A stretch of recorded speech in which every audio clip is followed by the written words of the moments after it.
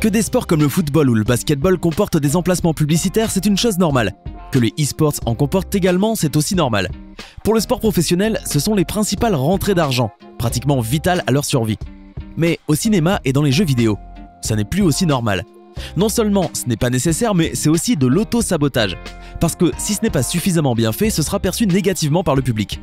Comme par exemple dans des films comme Mac et moi avec sa publicité pour McDonald's et Coca-Cola, et la version chinoise d'Iron Man avec la longue publicité pour une marque de lait.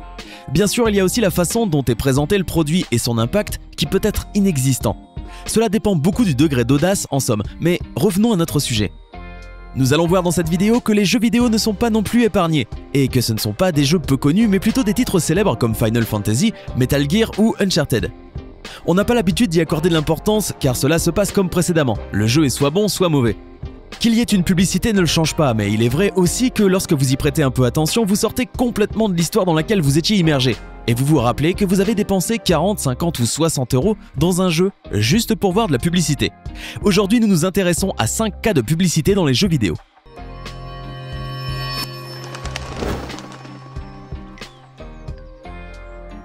Uncharted. Dans cette série, nous pouvons trouver quelques pubs. La première est dans Uncharted 3. Avant la mise en vente du jeu, un accord a été passé avec la chaîne de fast-food Subway pour faire une promotion conjointe. Chaque client ayant acheté une grande boisson dans l'un de ses restaurants obtenait un code qui lui permettait de jouer en mode multijoueur. Pas mal si vous étiez fan de la série ou si vous alliez de toute façon manger au Subway, vous pouviez profiter de la promotion. Bien, les développeurs n'en étaient pas restés là. Ils ont pensé « Qui ne voudrait pas voir sa série infestée de publicité ? Tout le monde adorerait !» Ils créèrent alors des tenues dans le jeu sur le thème Subway. Ainsi, si vous en aviez envie, vous pouviez porter une chemise Subway ou encore mieux, arroser votre ennemi de publicité après l'avoir tué et vous moquer de lui en lui disant le prix et la taille d'un sandwich footlong. Le fait de se taper une pub est toujours apprécié, ce qui a conduit les développeurs à répéter la chose avec Uncharted 4. Je suis sûr que tous ceux qui ont joué s'en sont rendus compte avec le temps. Je parle de cette scène où Nathan appelle sa femme pour lui mentir. Eh bien, pendant que le téléphone portable sonne, une scène apparaît lentement avec le téléphone Sony Xperia. Ensuite, plus tard, le téléphone est utilisé fréquemment. On ne le voit pas aussi clairement que le premier, mais l'interface est bien celle de Sony. Final Fantasy. La franchise Final Fantasy a des partenariats avec certaines marques, mais pas dans le jeu. Ce sont plutôt des campagnes publicitaires qui utilisent les personnages de la série. Nous pouvons voir par exemple comment l'Inoa a été utilisée comme modèle par Louis Vuitton ou comment Snow conduisait une voiture Nissan flambant neuve. À vrai dire, ces partenariats ne paraissent pas être une mauvaise idée. Elles ne sont pas introduites et pour autant qu'on le sache, elles n'étaient pas incluses dans le jeu. Toutefois, avec le dernier épisode, on est allé un peu plus loin. Des produits de la vie réelle apparaissent dans le jeu de manière bien visible. Des missions et des dialogues entiers sont dédiés à promouvoir ces produits. C'est comme si vous étiez en train de jouer une partie de publicité dans le jeu. On peut tout d'abord voir cela dans la mission « Un vrai plat de nouilles ». Pour ceux qui ne comprennent pas bien l'anglais, voici ce qu'il s'y dit. Il n'y a rien de tel. Elles sont faciles à préparer à n'importe quel moment où vous avez faim et elles sont délicieuses. Je n'oublierai jamais ma première fois. Un peu trop enthousiaste, mais continuons. En venant de dire que les choses ont un meilleur goût avec de meilleurs ingrédients, il dit « Alors, si vous prenez quelque chose de délicieux déjà comme Cup Noodles, et si vous y ajoutez les ingrédients de qualité et les plus frais, vous obtenez le meilleur goût possible. » Après cela, on vous demandera lequel est votre préféré et en fonction de votre choix, la mission vous emmènera à différents endroits pour récupérer l'ingrédient. Finalement, vous aurez comme récompense une image photoréaliste des vidéos qui, en la voyant, vous donnera faim. Les développeurs du jeu se sont toutefois dit « Pourquoi faire seulement de la pub avec des nouilles? Pourquoi laisser cela à moitié alors qu'on peut mettre plus de choses ?» Voilà pourquoi ils ont également mis la mission de la robe. Certes, c'est une mission secondaire, mais pourquoi placer une robe d'une vraie styliste dans ce type de jeu? Connaissent-ils leur public cible? J'imagine que ce n'est pas leur meilleur choix. Si avec les nouilles, vous pouviez avoir le moindre égard envers le public auquel vous vous adressez, c'est une bêtise.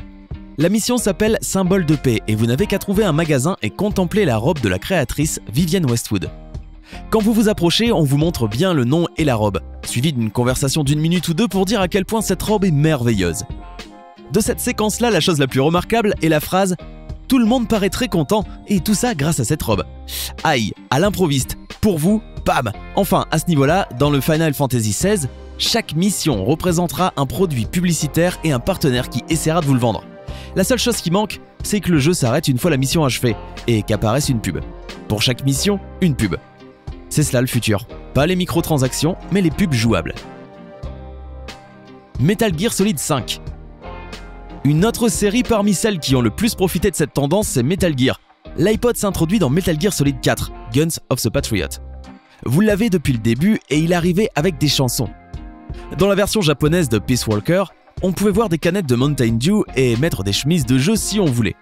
Et bien dans Metal Gear Solid 5, The Phantom Pain, Hideo Kojima a pensé « Que pourrais-je mettre maintenant? Que pourrais-je mettre qui sera insignifiant et brisera complètement l'harmonie du jeu et comme beaucoup permettra aux gens d'agrandir la liste des mauvaises choses du jeu ?» C'était clair, vous vendre ces lunettes à 100 $ conçues par J.F. Ray, un nom très clairement visible au moment où apparaissent les lunettes et où on vous les vend. Et pas seulement celles-ci bien sûr. Toutes les lunettes qui apparaissent dans le jeu ont été mises en vente. Et vous ne croyez pas non plus qu'on ait caché quelque chose. L'histoire commence, vous êtes excité par le jeu que vous venez d'acheter, vous êtes en train de lire les noms des personnages et une publicité sauvage apparaît et vous frappe au visage si fort que si vous ne savez pas qui est J.F. Ray, vous penserez qu'il s'agit d'un personnage du jeu. Eh bien non, c'est un monsieur qui a pensé avec un autre monsieur japonais à faire apparaître dès le début et à chaque fois qu'un personnage porte des lunettes, son nom. En fait, ce type de problème a toujours existé plus ou moins. C'est normal lorsqu'une série devient célèbre, des choses de cette série sont mises en vente. De cette façon, vous pouvez acheter les Dragon Ball ou le pistolet de vache de Stampede. Allez, le merchandising pour toute la vie. C'est très stupide mais fort et noble.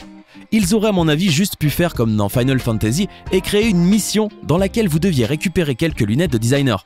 Si on peut remplir une mission avec des nouilles et des robes, le faire avec des lunettes doit être très simple. Zool. Ce nom ne dira certainement rien à personne.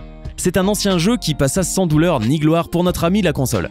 On pensait que Zool était la mascotte de la console et rêvait de concourir avec les deux autres, Sonic et Mario. Mais bien sûr, s'il ne vous est pas familier, c'est que la stratégie n'a pas fonctionné comme prévu, et peut-être aussi parce qu'il ressemblait plus à une publicité jouable de Chupa Chups qu'à un jeu. En quelques minutes, vous vous rendez compte qu'il est inondé de Chupa Chups. Logo Chupa Chups en arrière-plan, Chupa Chups qui décore le sol, Chupa Chups que vous pouvez saisir pour gagner des points, etc. etc. On dirait Pepsi Man. Un jeu entièrement créé par une entreprise sans autre objectif que celui de tenter de s'introduire dans un domaine qui lui est totalement étranger. Par la suite, Pepsi Man se transforma et vous vous rendez compte que cela valait bien la peine, puisqu'il y eut même des personnes qui accrochèrent. C'était le bon vieux temps. Eh bien, il semblerait que c'était la même chose pour Zool, mais avec la marque Chupa Chups.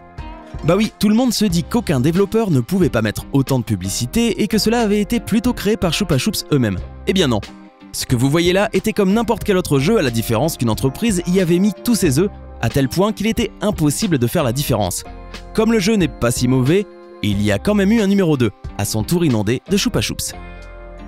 C'était 5 cas de publicité dans les jeux vidéo. Laquelle de ces publicités plutôt intrusives vous a le plus choqué? Donnez-nous votre avis dans les commentaires. Hey, c'est tout pour aujourd'hui. Si vous avez aimé la vidéo, n'oubliez pas de la liker et de la partager avec vos amis. Et si vous êtes nouveau sur la chaîne, n'oubliez pas de vous abonner et d'activer la notification. Bye bye!